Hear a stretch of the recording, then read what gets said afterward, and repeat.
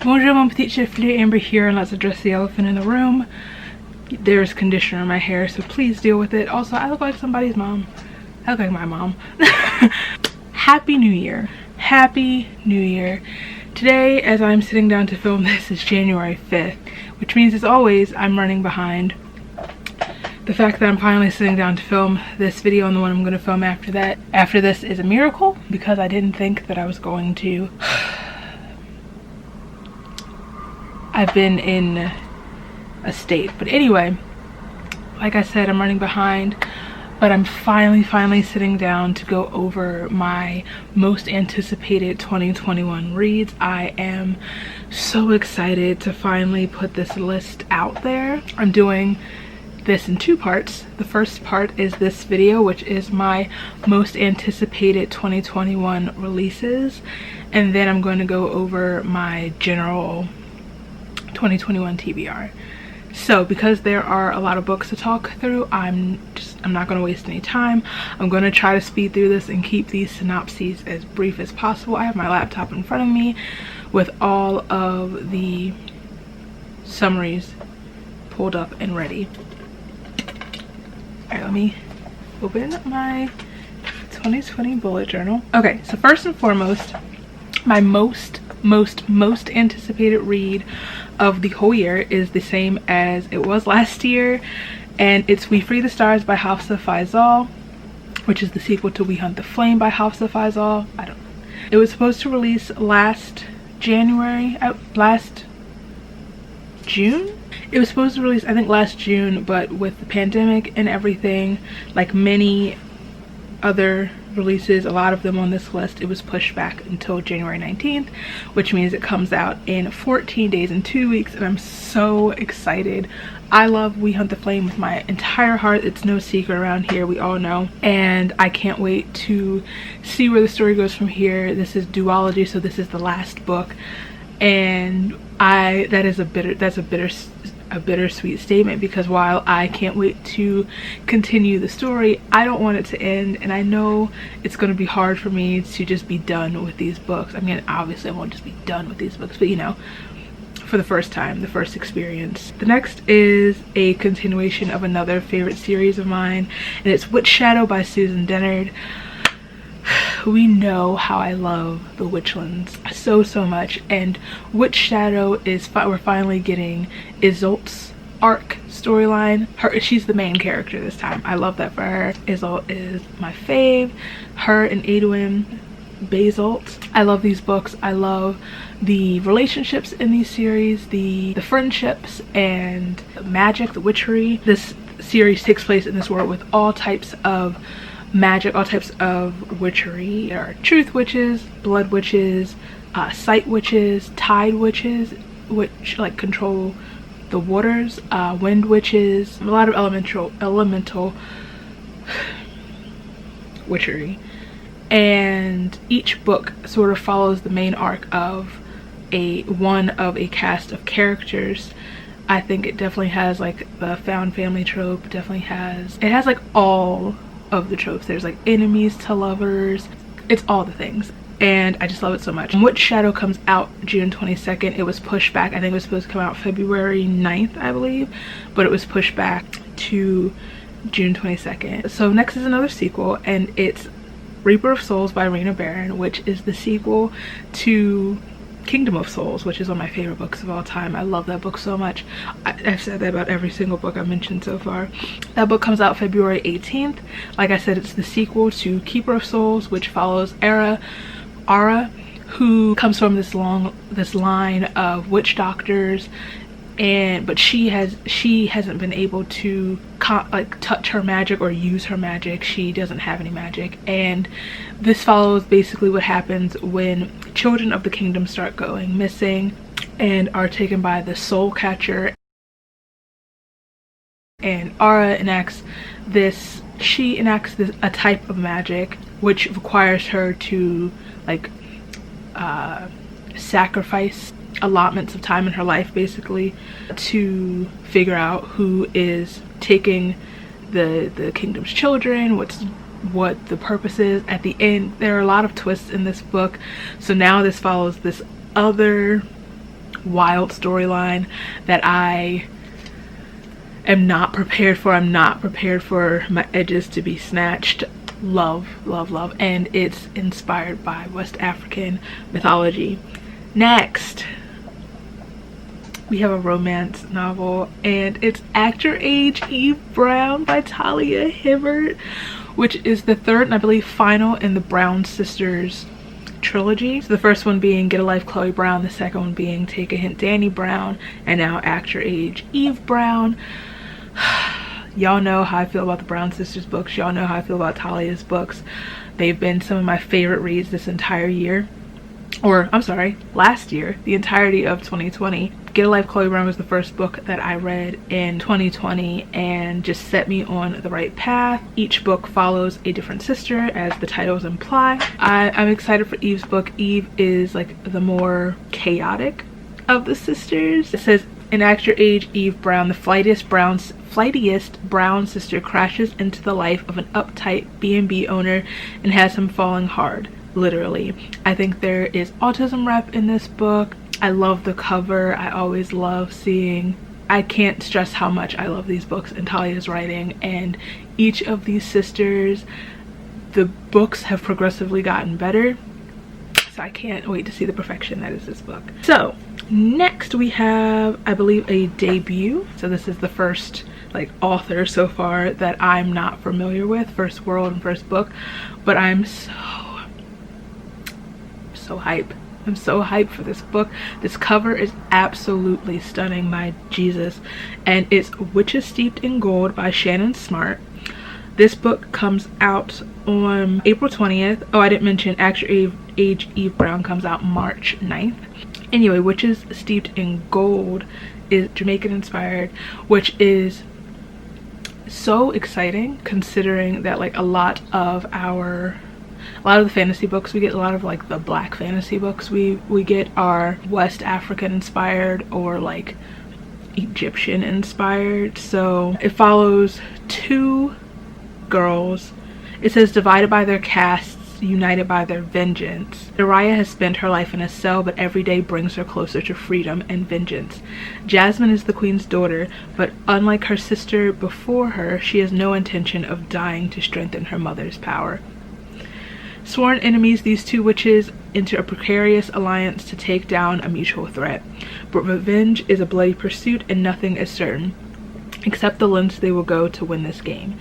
Deadly fierce, magnetically addictive, this Jamaican-inspired fantasy debut is a thrilling journey where dangerous magic reigns supreme and betrayal lurks beneath every word. I'm so excited to dive in. I have an arc of this. I want an arc of this book, an e-arc, and I haven't gotten around to reading it, but I know this one is going, I know it's gonna do it for me. And like I said, that comes out on April 20th. I, just like last year, I just realized I should have done this in like a chronological order. Next is another debut, and it's Wings of Ebony by J.L. I am on the street team of this for this book, and I'm done such a poor job of it. I've just been slacking in all areas of my life right now, and I'm very sorry about it, but I'm so excited for this book. I know that once I read this, I am really never going to shut up about it. Whew, I'm out of breath. So from what it says, in this riveting, keenly emotional debut fantasy, a black teen from Houston has her world upended when she learns about her godly ancestry. And with evil sinking its claws into humans and gods alike, she'll have to unearth the magic of her true identity and save both worlds. Ooh. Under it says, perfect for fans of Angie Thomas, Tomi Adeyemi, and the Hunger Games. Another stunning covers. Like, the covers lately are just beyond. They're just beyond. I love it. I don't think I'll ever stop reading YA fantasy with like black leads, because I wish I had it. I wish I had it growing up. Next, I'm so excited about this. I'm excited for every book. I don't have to say that every time, I know, but I'm going to continue to. Next book is Blood Like Magic by Lizelle Sambury, and that book comes out on June 15th. I can't wait to read this book. I met Lizelle back at BookNet Fest. She's so lovely and I'm so excited for her and like proud of her, and just like I can't wait to read this book. It says, a rich, dark urban fantasy debut following a teen witch who is given a horrifying task, sacrificing her first love to save her family's magic. The problem is she's never been in love. She'll have to find the perfect guy before she can kill him.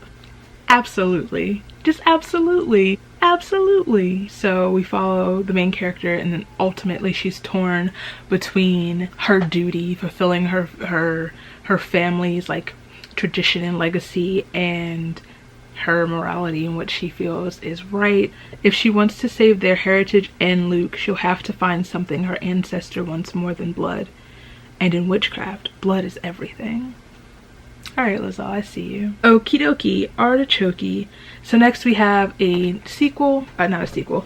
Next we have the next book in another one of my favorite series.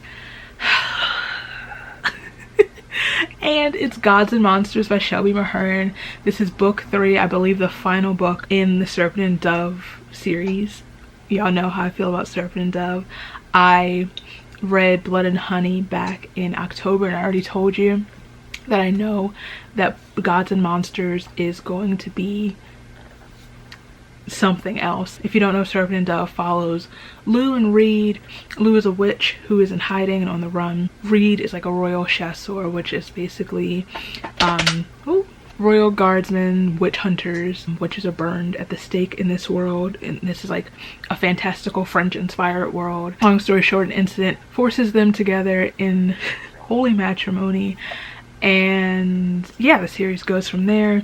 There's like lots of banter, lots of the series has gotten darker, so I especially after the way book 2 ended. Okay, let's move on. Next, another finale for another series, and it's A Vow So Bold and Deadly by Bridget Kimmerer, which is the final Cursebreakers book, the final not Ember in the Ashes, Amber Curse So Dark and Lonely book, which is like a Beauty and the Beast retelling that starts off in our world, so it has a sort of contemporary feel to it as well as the fantasy feel. Follows Harper and Ren. Harper's, like I said, a girl from our world. She's from DC. She is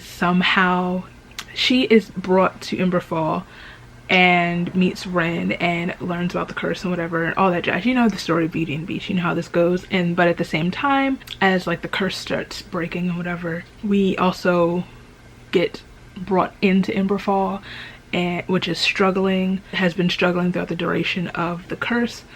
And so like Ren is now also like trying to prevent war, save his kingdom, yada yada yada. Now going into book 3, we are right at the brink of war, and I'm kind of upset about it, but I don't know, I'm just prepared to get ripped to shreds. It's fine. So next is The Project by Courtney Summers, who is the author of Sadie, which is an absolute fave of mine. I listened to the audiobook maybe 2019, I don't know, you tell me, and I was blown away by the audiobook. So I knew like whatever Courtney Summers put out, I think she has other books. I haven't ventured into other books, but I'm like, I'll read whatever. This one I believe follows a girl who's trying to save her sister from a cult. And last year I had kind of like started tiptoeing into books involving cults, and I'm like really fascinated by them now. So that paired with the fact that I love Courtney Summers' writing and how much I loved Sadie, I'm ready.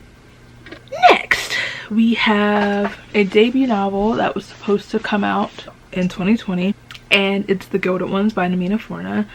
I have an arc of this from, was it Owlcrate that the arc came in, and I refused to touch it to try to read it ahead of time because that arc is stunning, and ruining that in any way just didn't sit well in my spirit. But I am so excited to finally get my hands on a finished copy of this book and to dive into this world. Did I mention, sorry, before I go any further, that The Project comes out on February 2nd, and this book, The Gilded Ones, comes out on February 9th. This book follows Decca, who lives in this world where basically there's a blood ceremony that determines whether or not, I think, women are allowed to become, is it women? only. Maybe just the people. I don't know. Whatever. Follows Decca, who lives in a world where this blood ceremony determines whether or not you are allowed to become a member of the village, and that's determined by whether your blood runs red or gold. She is praying for red blood, obviously, but when the day of the ceremony comes, her blood runs gold, which is deemed a symbol of impurity. Right when, like, you know, everything is going wrong, she is presented with a choice to stay in the village and face like possible death, I believe, or fight for the emperor and like this army of girls who also have a gold blood. They are called Alaki, near immortals with rare gifts, and they are the only ones who can stop the empire's greatest threat. It says, knowing the dangers that lie ahead, yet yearning for acceptance, Decca decides to leave the only life she's ever known. But as she journeys to the capital to train for the biggest battle of her life, she will discover that the great walled city holds many surprises. Nothing and no one are quite what they seem to be, not even Decca herself. Another absolutely stunning cover that I'll never get over. Bless. Next is a book that actually comes out today. It would have been more appropriate if I had filmed this when I was supposed to, but that is Bedazzled by Ryan LaSala, author of Reverie. I love Ryan a lot. I enjoyed Reverie a lot. This one's a contemporary novel that is set in like the cosplay world. I believe it's about two exes who are basically forced together in this cosplay costume design contest. Project Runway goes to Comic-Con, so the exes kind of start out as like each other's biggest competition, and then they're forced to partner together to, I believe, win this competition with the hopes of winning a sponsorship, then go to art school. Like I said, I love Ryan. I'm excited to watch the virtual launch for this book tonight. I wish I could be there in person and drop him again. Next, I'm excited for this one. Next is Concrete Rose by Angie Thomas, which is The Hate You Give prequel.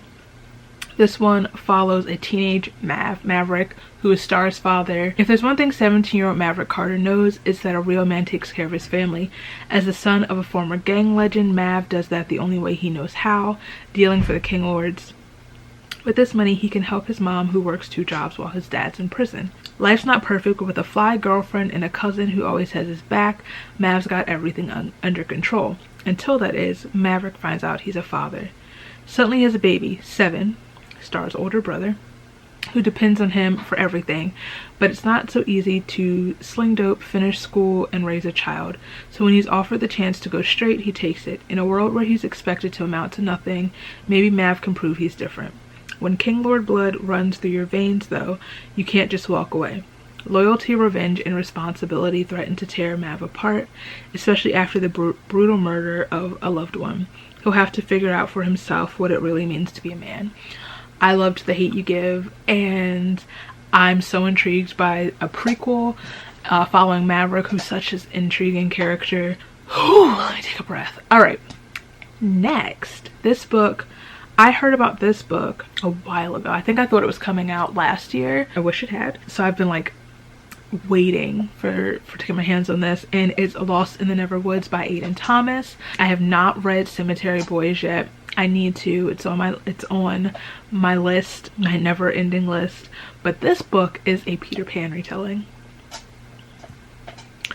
Y'all know how I feel about Peter Pan. Y'all know how I feel about retellings. Y'all know how I feel about Peter Pan retellings, especially because I'm writing one. Basically, this follows Wendy and her brothers like 5 years after they had gone missing in the woods, and children in town are starting to disappear, and basically their case and disappearance is brought back up, they seemingly are the ones that would have the answers, or at least an inkling of what's going on. And then Wendy meets this mysterious boy lying unconscious in the middle of the road, and it says, and gets pulled into the mystery haunting the town.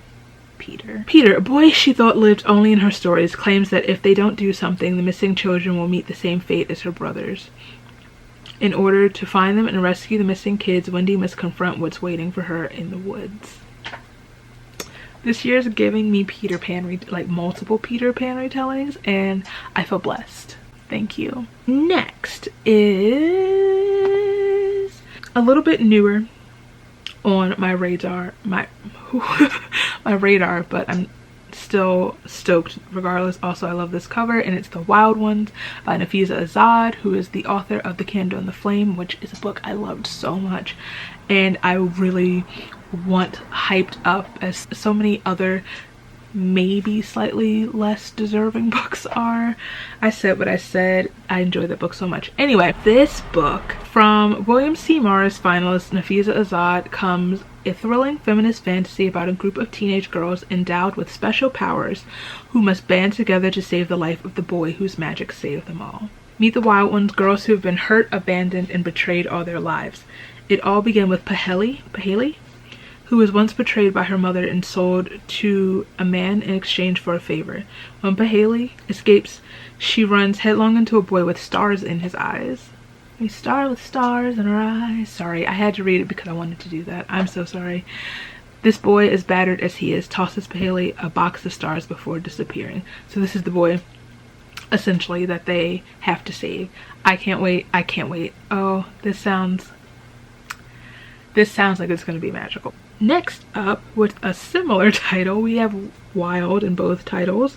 This one is Wild Women in the Blues. I don't remember how I came across this one, but y'all, first of all, the cover. Yes. It says ordinary people. I'm also reading summaries that, like, for books that by authors I'm not as familiar with because I don't want to butcher the summaries of their books. We can babble through books that I have an idea of what's going on in. It says ordinary people meet Chicago the musical as played out in the city's Black Belt. Wild Women in the Blues is a mainstream historical fiction novel that weaves the stories of a grieving film student in 2015 and an ambitious chorus girl in 1925, and a tale of history, love, and secrets that only family can define. Jazz age Chicago comes to vibrant life in Denny S. Bryce's evocative novel that links the stories of an ambitious 1920s chorus girl and a modern-day film student, both coming to grips with loss, forgiveness, and the limitations and surprises of love. So we've got like 2 different timelines. I'm assuming like multiple POVs. One of my goals is to read more historical fiction this year, get back into that, because that's like almost like go back to your roots, so to speak. I was also like really drawn in by this cover. Give it to me. I also realized I haven't been telling you the release dates for many of the last few ones. This one comes out March 30th. So next, coming out on June 1st is The Chosen and the Beautiful by Nevo, which has been pitched almost as a sort of like Gatsby retelling, almost.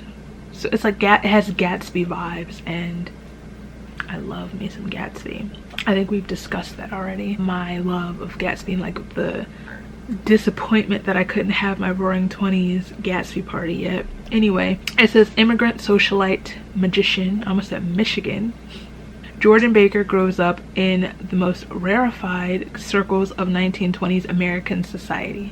She has money, education, a killer golf handicap, and invitations to some of the most exclusive parties of the jazz age.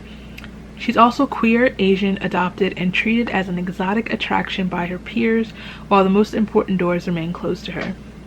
But in a world full of wonders, infernal pacts and dazzling illusions, lost ghosts and elemental mysteries, in all paper is fire, and Jordan can burn the cut paper heart out of a man. She just has to learn how. That sentence? Yes. Thank you so much. Next we have What Big Teeth by Rose Zabo, which I think is sort of a Little Red Riding Hood retelling, perhaps. This says Miss Peregrine's home for peculiar children meets the Addams family in this haunting story of one girl's attempt to reconnect with her monstrous family. Eleanor has not seen or spoken with her family in years, not since they sent her away to St. Bridget's boarding school. She knows them only as vague memories: her grandfather's tremendous fanged snout, the barrel full of water her mother always soaked in, and strange hunting trips in a dark wood with her sister and cousins. And she remembers the way they looked at her, like she was the freak. When Eleanor finally finds the courage to confront her family and return to their ancestral home in the rainy coast of Maine, she finds them already gathered in wait, seemingly ready to welcome her back with open arms. "I read this in the cards," her grandmother tells her. However, Grandma Persephone doesn't see all, for just as Eleanor is beginning to readjust to the life she always longed for, a strange and sudden death rocks the family, leaving Eleanor to manage this difficult new dynamic without help. In order to keep the family that abandoned her from falling apart, Eleanor calls upon her mysterious other grandmother, Grandmère, from across the sea. Grandmère brings order to the chaotic household, but that order soon turns to tyranny. If any of them are to survive, Eleanor must embrace her strange family and join forces with the ghost of Grandma Persephone to confront the monstrousness lurking deep within her grandmère and herself. Wait. And that comes out February 2nd. All right, we have a sequel, and this book's only this far down on the list because when I was writing the list I hadn't read the first book yet, but I have since. And this book is A Psalm of Storms and Silence, which is the sequel to A Song of Wraiths and Ruin by Roseanne A. Brown. This comes out on June 1st. I enjoyed A Song of Wraiths and Ruin. I have like a few mixed opinions about the book, but as far as the story and the plot itself, I'm so excited to see what happens next now that a lot of things have come to light, and it almost feels like the real storyline is starting now. The first book follows Princess Karina, whose mother has just been assassinated, and she is trying to I don't think this is a spoiler. Let me actually go to book 1 to make sure this isn't a spoiler. Okay, yeah, that's not a spoiler, it's in the synopsis. She decides she's going to try to resurrect her mother because she doesn't feel like she can rule. On the flip side is Malik, who is a refugee, and he and his sisters are trying to get into Zirin. Is that the city that this takes place in? Long story short, Malik's little sister is abducted by this vengeful spirit. He makes like a pact, I guess, a fatal deal that in order to get Nadia back, he will kill Karina. So it's like they are in this like crash course with similar desires. Karina needs the heart of a king, so her intention is with this Sostasia festival, the prize for the winner will be her hand in marriage, make him a king, kill him, all that jazz. This story deals with a lot of grief, and Malik deals with a lot of anxiety. There's a lot of trauma. Like I said, I can't wait to see where it goes from here. This cover is otherworldly. So next we have 6 Crimson Cranes by Elizabeth Lim, who is the author of Spin the Dawn. This book comes out on July 6th. First of all, I love Elizabeth Lim. She's so lovely and sweet. I loved Spin the Dawn so much.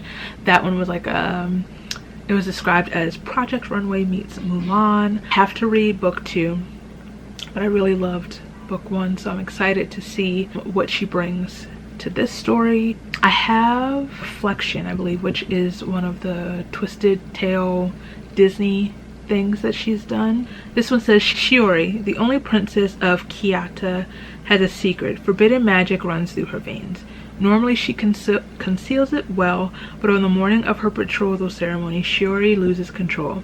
At first, her mistake seems like a stroke of luck, forestalling the wedding she never wanted, but it also catches the attention of Raikama, her stepmother. Raikama has dark magic of her own, and she banishes the young princess, turning her brothers into cranes and warning Shiori that she must speak of it to no one, for with every word that escapes her lips, one of her brothers will die.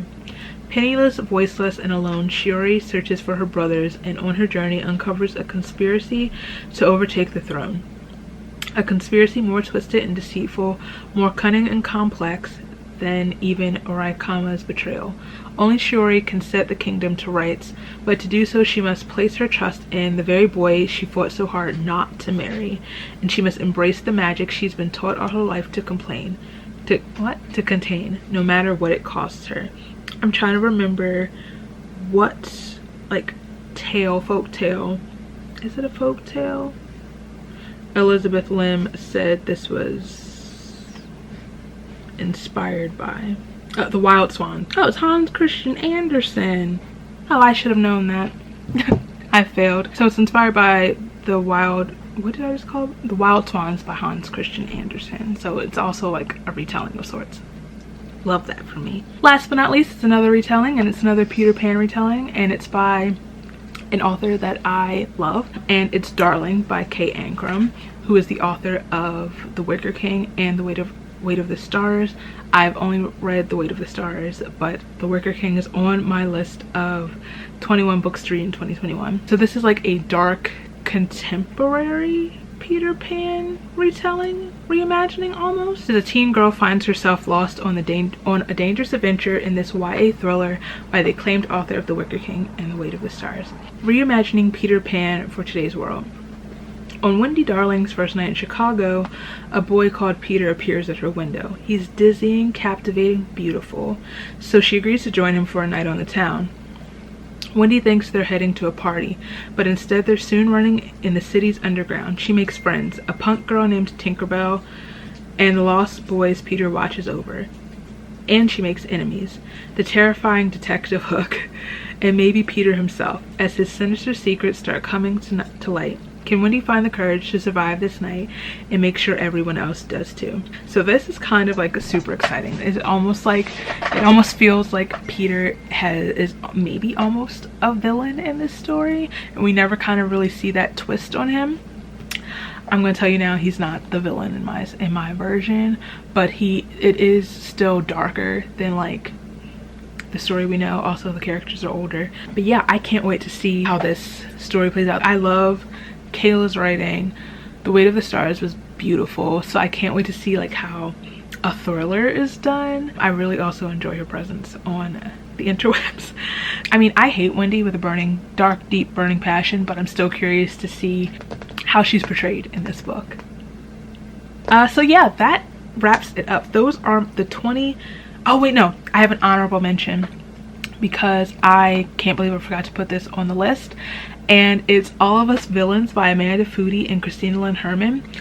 And this one's really on the list because of this line right here. You fell in love with the victors of the Hunger Games, now prepare to meet the villains of the Blood Veil. So you're telling me this is like comparable to the Hunger Games? This is like a darker, villainous Hunger Games? Intriguing. After the publication of a salacious tell-all book, the remote city of Ilvernath is thrust into worldwide spotlight. Tourists, protesters, and reporters flock to its spell shops and ruins to witness an ancient curse unfold. Every generation, 7 families name a champion among them to compete in a tournament to the death. The winner awards their family exclusive control over the city's high magic supply, the most powerful resource in the world. In the past, the villainous Lows have won nearly every tournament, but their champion is prepared to continue his family's reign. But this year, thanks to the influence of their newfound notoriety, each of the champions has a means to win, or better yet, a chance to rewrite their story. But this is a story that must be penned in blood. Yes! So like we're imagining like Kato and Clove and them. Oh, okay, cool, right. Yes. So these are the books, these are my most anticipated 2021 reads. This list was so hard to make because there's so many amazing books coming out this year. I have a whole like additional list for my reading journal with even more 2021 releases that I can't wait for, but I had to wrap it up for this video. Maybe I'll break up and make little anticipated releases for every season. So thank you for watching. If you like this video, please give it a thumbs up. Let me know down below what your most anticipated 2021 releases are. If you're like me, all my places are down below so you can follow me and I'll follow you back, and I'll see you very soon.